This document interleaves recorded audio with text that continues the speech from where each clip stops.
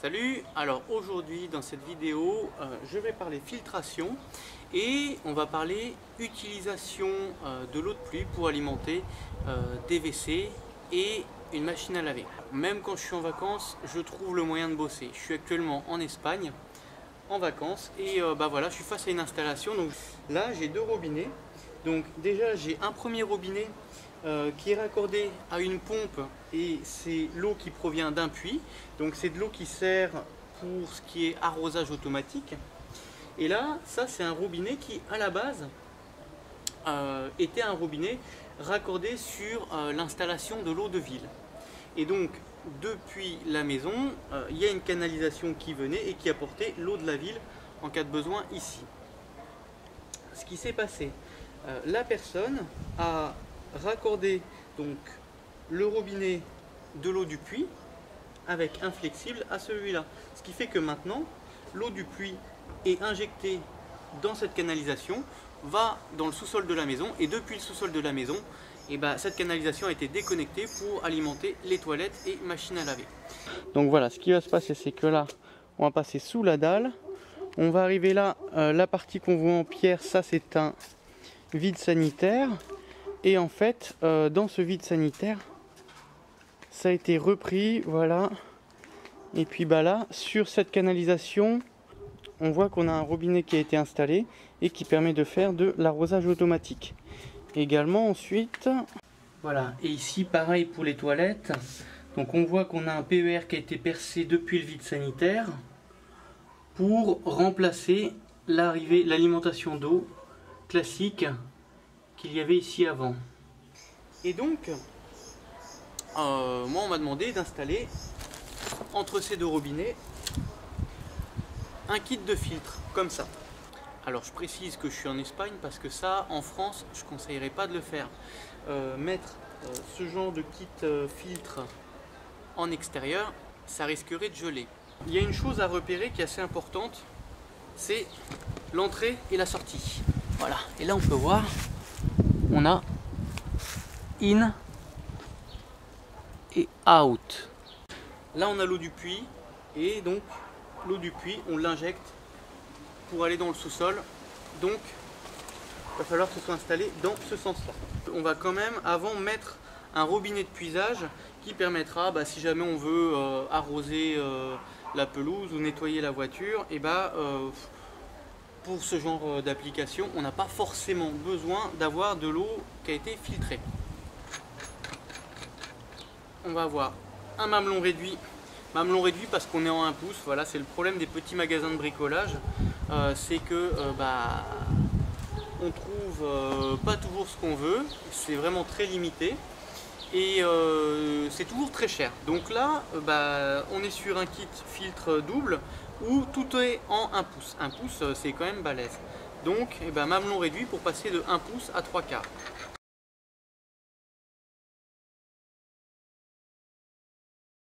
Donc ça, comme ça, et puis ça ici. Voilà, donc là je viens de faire une pose à blanc, c'est-à-dire que j'ai assemblé tous mes raccords pour voir si tout allait bien, si tout était dans le bon diamètre, parce qu'un truc qui se passe souvent, c'est on est là, on regarde les boîtes, et puis il me faut ça, il me faut ce raccord, on prend le raccord, sauf que y a eu quelqu'un qui a pris un raccord et puis qui l'a reposé dans la mauvaise boîte, et moi j'arrive, je prends ce mauvais raccord et je me retrouve, je suis embêté, je coupe l'eau, et voilà, après il n'y a plus d'eau dans la maison pour les WC, c'est embêtant. Donc avant de couper l'eau et de commencer toujours, à chaque fois je fais une pose à blanc. Voilà, donc là tout est bon. Maintenant je vais faire mes joints filasse.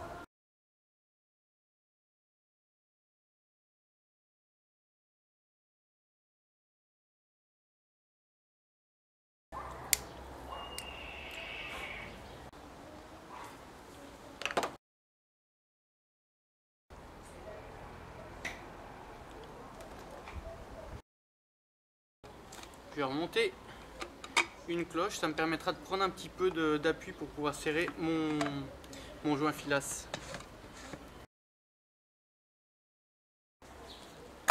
Et voilà.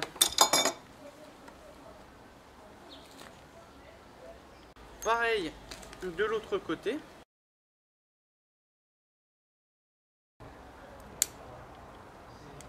Voilà, donc là j'ai mis un petit coup de briquet, c'est pour nettoyer l'intérieur, hein, parce que sinon j'ai pas envie d'avoir toute la filasse qui est là comme ça, là où l'eau va passer et qui va potentiellement peut-être boucher les canalisations. Donc je mets un petit coup de briquet. Et puis sinon, pour connaître la quantité de filasse à mettre, ce qui est important, c'est de recouvrir le filetage. Donc là, si on regarde, voilà, on voit que le filetage est bien recouvert. Et puis sinon, pour ceux qui veulent savoir comment faire un joint filasse, j'ai déjà fait une vidéo sur le sujet, donc je mets un lien en dessous. Vous pouvez cliquer, ça met cette vidéo en pause, et puis comme ça vous pouvez voir comment faire un joint filasse. Là, voilà, donc là je regarde si lui là il est bien comme il faut, parce que derrière j'ai mon robinet, voilà, et je veux pas que mon robinet ou comme ça ou comme ça, voilà, donc là je le mets et ça me permet de voir si jamais il faut que je rectifie, parce que c'est maintenant que je rectifie celui-là.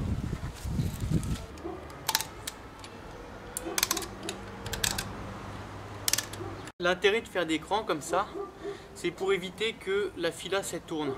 Ça permet de bloquer la filasse sur le filetage.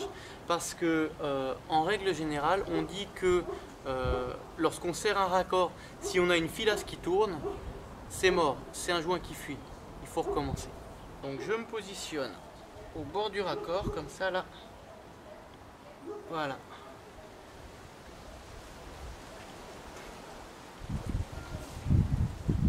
Et là, je vais venir enrouler ma filasse sur tout le filetage.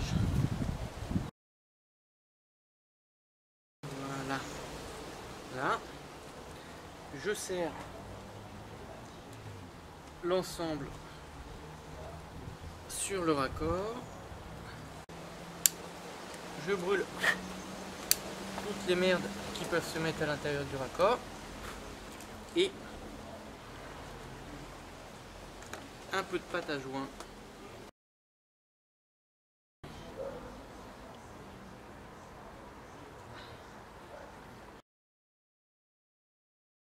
Et voilà, ça c'est bon.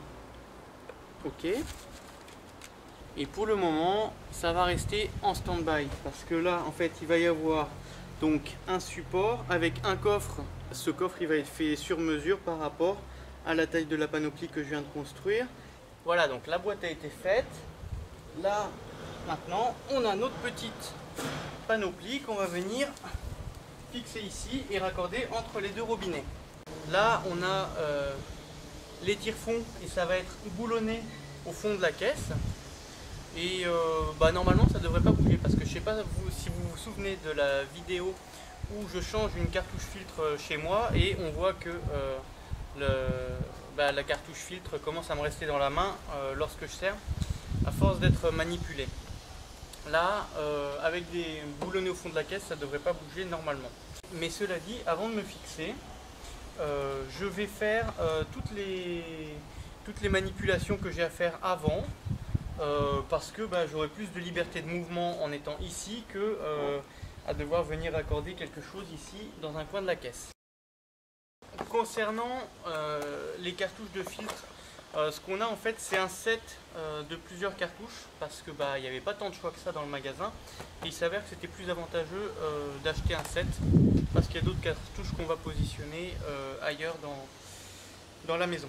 Donc on a une cartouche filtre qui va filtrer les sedimentos, donc les sédiments.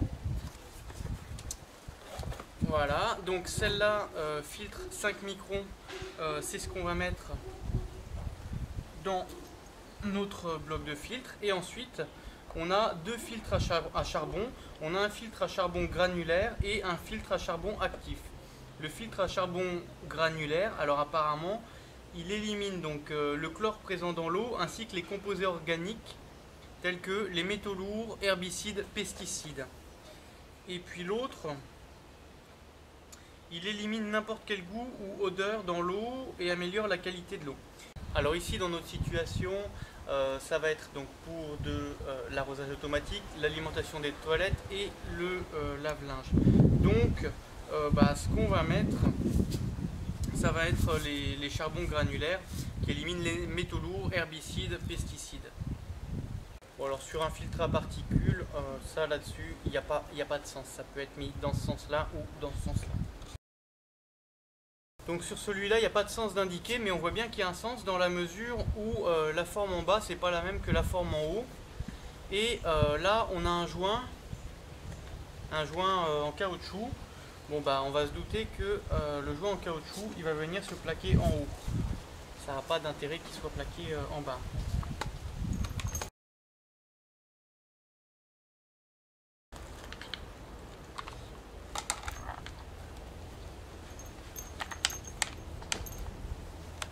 Ici, pareil.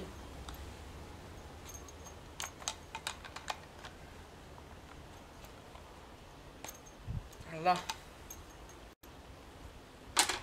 Maintenant, qu'est-ce qu'il nous reste à faire? Raccorder le flexible ici, le fixer. Mais là, il faut qu'on coupe l'eau. On va couper l'eau. Voilà. Là. Ouais. Là. Lui, il va venir ici. Ce que je fais là, je tourne un petit peu mon flexible sur la gauche. Ce qui fait que lorsque je vais serrer mon écrou, il arrive que les flexibles tournent un petit peu et parfois se vrillent un peu. Et là, vu qu'il est déjà vrillé en sens inverse, et ben, il va se mettre en position normale lorsqu'il sera fini de serrer. Là, voilà. Donc là maintenant, on va regarder si on a des fuites ou pas. Alors déjà, on ouvre l'eau.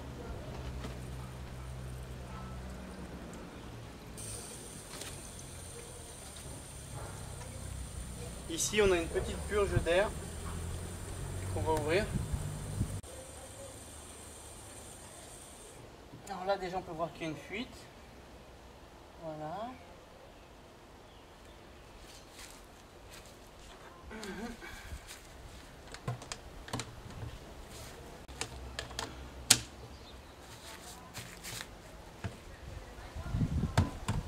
Là,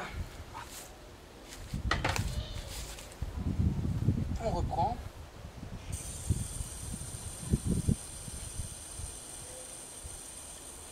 Voilà. Purge d'air, on ferme. Ah, ou alors c'est le purgeur d'air que j'ai oublié de fermer. Ce qui est fort possible. Ouais, c'est le purgeur d'air. Il y a un purgeur d'air comme ça pour chaque cartouche. Donc, celui de cette cartouche, il est devant, et celui de celle-là, il est derrière. Et celui de l'autre cartouche, j'ai oublié de le fermer. Ça va être trop court. Voilà. Et là, ça devrait être bon. Maintenant. Voilà.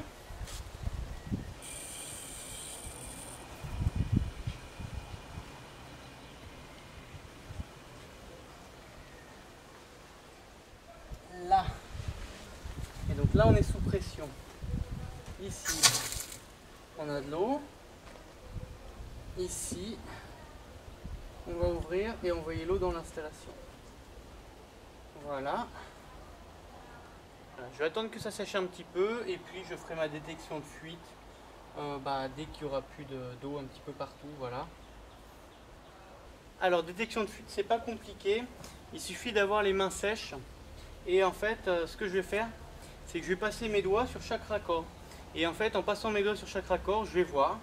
Et si jamais il y a une fuite qui ne se verrait pas à l'œil, mais un petit suintement, donc juste quelques petites gouttes d'eau entre les deux raccords, et ben en passant mes doigts, et ben je verrai que j'ai un doigt qui est mouillé et ça fera contraste avec les autres. Et simplement en faisant comme ça, je vais voir s'il y a des fuites ou pas.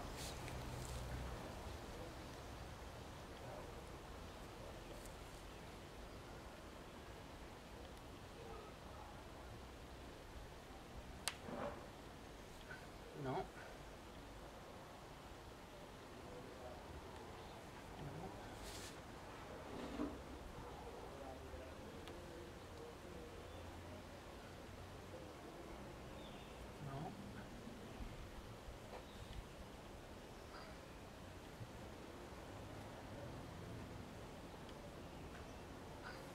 Voilà.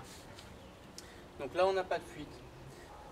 Voilà, donc j'espère que cette petite vidéo sur la filtration et le traitement de l'eau vous aura plu. S'il y en a qui veulent plus d'informations sur le sujet, eh ben, je mets un lien, voilà, donc il y a le lien qui va s'afficher ici et puis également sous la vidéo dans la description. Vous cliquez, vous me laissez votre adresse email ainsi que votre prénom et puis derrière, moi je vous renvoie une vidéo bonus où vous aurez un complément d'informations sur le sujet. Et puis alors pour ceux qui voudraient encore plus d'informations sur le sujet, il y a un guide complet que j'ai rédigé sur la filtration et le traitement de l'eau. Voilà, si cette vidéo vous a plu, mettez un petit like, éventuellement un commentaire. Et puis je vous dis à plus tard. Salut!